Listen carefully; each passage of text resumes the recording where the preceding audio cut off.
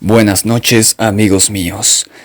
A petición de muchos de ustedes, en una encuesta que subí hace poco aquí en YouTube, les estaré compartiendo a través de este canal relatos originales escritos por mí, totalmente ficticios, pero que muchos de ellos están basados en experiencias reales, en artículos o testimonios que me he encontrado en internet, así como de relatos que me han contado familiares, amigos y ustedes, mis suscriptores. En fin, este es uno de los relatos que ya había subido antes al canal cuando apenas había iniciado y seguramente aún no estaba suscrito, así que los resubo para que disfrutes de ellos.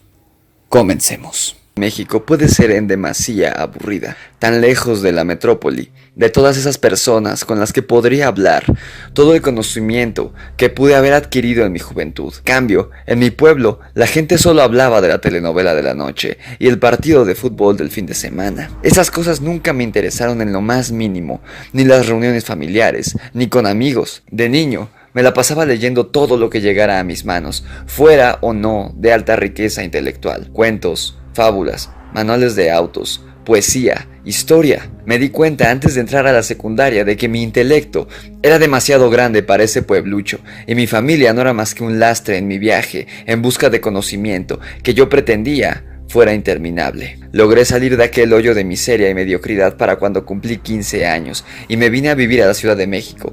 Logré estudiar y mantenerme por mi cuenta. A mi familia no la volví a ver jamás.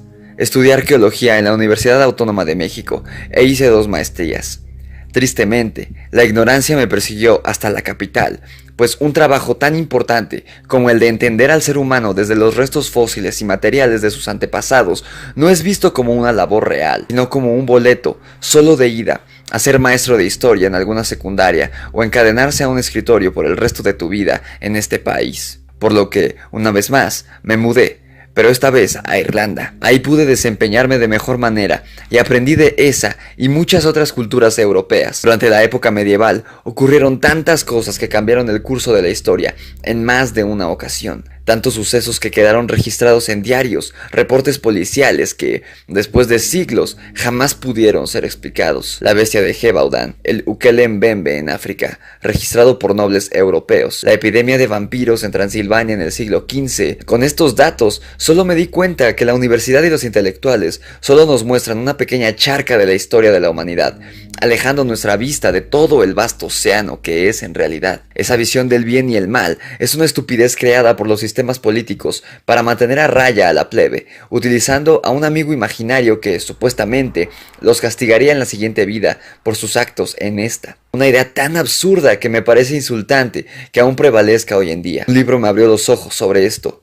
Un libro que no tuve en mis manos en ese momento, sino un escrito de un misionero inglés que había estado en una isla cercana a Islandia, en el que hablaba sobre un libro negro, el Hecatrón. Los clérigos se habían enterado de que una bruja inglesa había reunido el más grande compilado de conocimientos oscuros en un grimorio que le había sido arrebatado de sus manos por algún brujo rival, y le habían seguido el paso hasta los territorios bárbaros. El misionero habló con uno de los vikingos que habitaban en el campo, pues había tenido el Hecatrón en su poder por unos días, antes de que fuera robado de su vivienda por un mercader. Lo que más llamó mi atención del testimonio del misionero era que incluso un hombre de Dios afirmaba que lo que estaba escrito en ese libro amenazaba todo lo logrado por el cristianismo hasta ese momento en toda Europa, pues se hablaba del verdadero origen del universo y Jesucristo no era su creador, sino 7 entidades cósmicas, hermanos, que pocos seres humanos habían visto. La bruja o alquimista que escribió el Hecatrón, según el misionero,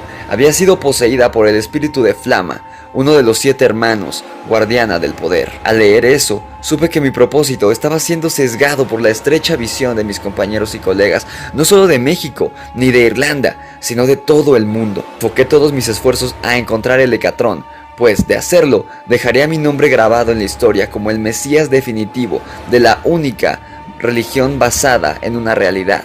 Viajé por todo el mundo cazando ese grimorio. Fue una tarea difícil, pues las pistas que encontraba no estaban en orden cronológico, evidentemente.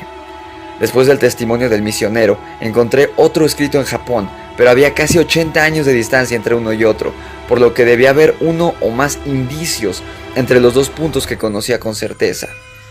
Me tomó bastantes años, pero no fue una pérdida de tiempo, pues en mi búsqueda del conocimiento absoluto encontré otros grimorios y aprendí secretos que los intelectuales y universitarios desconocen, tan ensimismados en sus estupideces que se repiten una y otra vez a través de los tiempos. Si sé algo ahora que no sabía antes de emprender esta travesía, es que el ser humano es imbécil por naturaleza. Cree saberlo todo y cree ser la perfección, hecha raza, pero no son más que un puñado de simios que simplemente existen, y esa existencia es nula, vacía, sin sentido. Más adelante entenderán por qué digo esto. Por fin mi esfuerzo dio frutos. Poco antes de que mis ahorros se agotaran en mis viajes por el mundo, por fin encontré el Hecatrón. Estaba en una pequeña biblioteca de un pueblillo olvidado en Argentina. No era la gran cosa. Estaba hasta abajo de una enorme pila de periódicos viejísimos llenos de polvo. Su cubierta era de cuero, todo cuarteado. Tenía un grabado que alguna vez fue de color dorado, pero ahora solo era un trazo difuminado por el tiempo. Una figura con cuerpo romboide, tentáculos de pulpo y un solo ojo en el centro de su ser. Había una inscripción debajo del dibujo que más tarde pude descifrar gracias a otro de mis libros. Decía Hecatrón. ¿Quién lo habría dicho?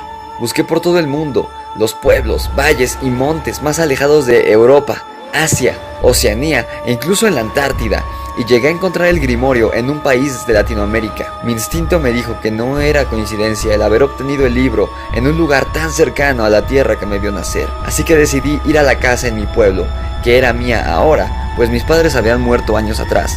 Pues me enteré cuando me llegó el citatorio de mi abogado para reclamar mi herencia, cosa que él mismo hizo en mi representación. Fue un golpe de recuerdos no muy gratos, debo decir, abrir aquella vieja puerta de madera, llena de telarañas y despidiendo un olor a humedad que tantas veces me había recibido al llegar de la escuela. En aquella casa nadie me molestaría en los rituales que llevaría a cabo con los procedimientos que incluía el Hecatrón. Instalé el sistema eléctrico adecuado, el agua y el gas, y compré algunos muebles para poder vivir cómodamente por unos meses al menos. Tras comenzar a hojear el Hecatrón, mi objetivo cambió. Comencé queriendo inmortalizarme en los registros de la historia científica como el hombre que descubrió al verdadero Dios, o dioses más bien. Pero pronto me di cuenta que estaba pensando en chico. ¿Por qué esforzarme en impresionar a los mismos simios que yo mismo descalifiqué antes de mi partida, cuando podía volverme el hombre más poderoso del mundo? Dicen que el tuerto en tierra de ciegos es rey, y ese libro era mi mayor ventaja ante el hombre más influyente y poderoso de todo este mundo. Comencé con rituales sencillos, como volver plomo en oro, lo que muchos creen que es alquimia, pero va muchísimo más allá que solo buscar conseguir una nimiedad como el oro, transformar agua en vino. Con esto me di cuenta de que seguramente Jesucristo había sido poseedor del Hecatrón, pues también había un capítulo de cómo caminar sobre el agua. Esto me emocionó de sobremanera, pues si pudo convertir a un carpintero de Jerusalén en un dios, ¿qué no podría lograr yo, una de las mentes más brillantes de los últimos 100 años? Después de unas cuantas semanas, estaba listo para algo más avanzado. Aquí fue donde condené a la humanidad antes de tiempo. Me disculparía, pero la extinción de nuestra raza era ya inminente. Yo solo adelanté la fecha de vencimiento por accidente. El capítulo que inicié hablaba sobre cómo crear un ser poderoso, hecho de sombra y carne, que no se regía por las leyes del plano físico, siendo capaz de desplazarse por el espacio y tiempo, y ese dios en miniatura estaba a mi disposición como su creador. Los ingredientes eran un poco más complejos de conseguir. Debí buscar agua de lluvia estancada en la pisada de un animal del monte, semen, cabello de una mujer en su periodo, un feto humano y el corazón de un gato. Me tomó varios días y al fin lo conseguí. No quiero llamar demonio a este ser que crearía, pues implicaría que la religión cristiana y todos sus elementos no son una ficción, pero a falta de un mejor término, los llamaré así. Abdul al-Azred los llamaba Jin en su Necronomicon, del cual me hice con un ejemplar que encontré en Indonesia, pero no decía cómo invocarlos, solo decía lo que eran. Conjuré el ritual y al finalizar solo hubo una pequeña explosión que hizo que los ingredientes se pulverizaran frente a mí, pero no ocurrió nada en ese momento. Sin embargo, justo a las 3 de la mañana, unos ruidos me despertaron. Al abrir los ojos, encontré en mi habitación un humo rosado que salía del suelo y comenzó a tomar la forma de un ser humanoide, musculoso, con 2 enormes cuernos como de toro y con unos ojos amarillos sin pupilas. El ser me habló en perfecto español y me dijo que era mío para disponer de lo que yo quisiera. Sin embargo, solo podría hacerse presente por las noches. Decidí ponerlo a prueba y le dije que me consiguiera un bebé recién nacido, pues lo necesitaba para mi siguiente ritual. Él asintió y desapareció tan súbitamente como había emergido del humo. Yo volví a dormir. A la mañana siguiente me despertó el llanto del niño, que estaba recostado en el sillón de mi sala. No sé en qué momento de la noche mi demonio lo había traído, pero ahora sabía con certeza que era de fiar. Aquella noche realizaría uno de los rituales más complejos del Hecatrón: regresar a alguien de la muerte. Medité durante mucho tiempo a quién traería y decidí traer a un personaje mundialmente famoso a fin de revelarlo al mundo y que supieran así de mi poder. Sería temido, respetado y tendría al mundo bajo mis pies mientras durara. Cayó la noche y cuando el momento llegó, requerí de mi demonio para succionar toda la sangre del bebé, así que le pedí que lo hiciera. El ser obedeció y succionando del pie del niño, comenzó a extraer el líquido vital, callando cada vez más su llanto, mientras se tornaba de un color morado. De pronto, ese ser arrojó ante mí el cascarón del bebé, o lo que alguna vez fue el bebé, a mis pies, completamente hueco y vacío, como si fuera de plástico inflado. Una cáscara nada más. Fingí no estar sorprendido, y le ordené que me ayudara a inyectar esa sangre en la mandrágora, que yacía flotando en líquido amniótico en un balde en mi mesa del comedor. Pero el ser soltó una insolente carcajada y me dijo lo siguiente: Crees ser más inteligente que el resto del mundo, pero eres tan estúpido como cualquiera de los tuyos. Acabas de realizar la única manera de liberar a un Jinn. Tú, mi creador, me has dado una ofrenda de sangre, liberándome de tu dominio. Si fueras un verdadero alquimista lo sabrías, pero solo eres un niño jugando con conjuros y sortilegios. Sin embargo, eres mi creador, así que antes de que me vaya, te daré un último regalo, un último conocimiento. Yo no soy un demonio de otro plano. Pertenezco al cosmos, a mi propio planeta, y mi propósito es hacer que el universo fluya en armonía. La Tierra ya ha llegado a su fin, no tiene más que dar. Los humanos se matan entre sí, matan a los animales por diversión, contaminan con entes bacteriológicos, su vida es regida por lo que ven en una pantalla. Ya simplemente no caben en el planeta. Es hora de que demos un nuevo inicio como lo hemos hecho desde que nació el planeta. Los planetas no mueren, solo sus habitantes. Sacamos la basura para poblarla con organismos superiores hasta que alcancemos la perfección, y entonces ellos regirán la Tierra por la eternidad, a veces con un meteorito, otras veces con una plaga. ¿Qué usaremos para aniquilarlos a ustedes? Aún ni yo lo sé, pero créeme que sufrirán. Ustedes creen que han habitado este lugar por unos cientos de miles de años, pero la verdad es que el planeta Tierra ha existido desde el inicio del universo, al igual que los otros planetas, y muchos seres la han habitado. Todos destruidos por nosotros cuando llega el momento.